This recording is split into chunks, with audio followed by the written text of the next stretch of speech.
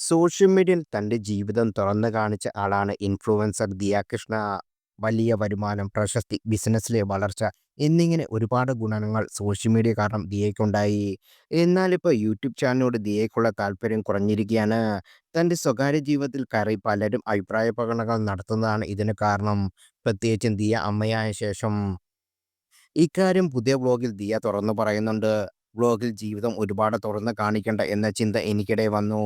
കുഞ്ഞിനെ അങ്ങനെയല്ല ചെയ്യല്, ഇങ്ങനെയല്ല ചെയ്യല് എന്നിങ്ങനെ ഓരോ വീടുകളിലും പല രീതിയിലാണ് കുഞ്ഞുങ്ങളെ വളർത്തുന്നത്. എൻ്റെ വയറ്റിൽ നിന്ന് വന്ന കുഞ്ഞാണ്. അവനെന്ത് വേണമെന്ന് ലോകത്തുള്ള മറ്റാരെക്കാളും എനിക്കറിയാമെന്ന് ദിയ പറഞ്ഞു. പുതിയ ബ്ലോഗിൽ തൻ്റെ ഷോപ്പിംഗ് വിശേഷങ്ങൾ ദിയ പങ്കുവച്ചത്. വ്യൂവേഴ്സിൽ നിന്ന് പലതരത്തിലുള്ള അഭിപ്രായങ്ങളാണ് വരുന്നത്.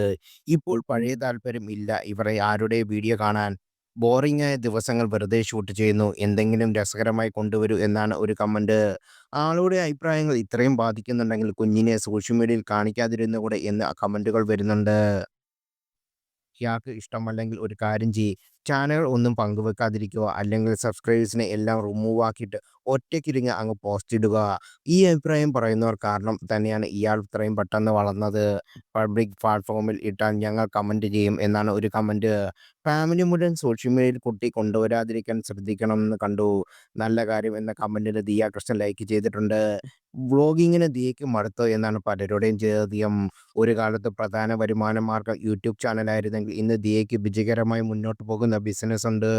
ഇനി ഒരു പക്ഷേ പഴയതുപോലെ ദിയ വ്ളോഗുകൾ കാണാൻ സാധിക്കത്തുമില്ല.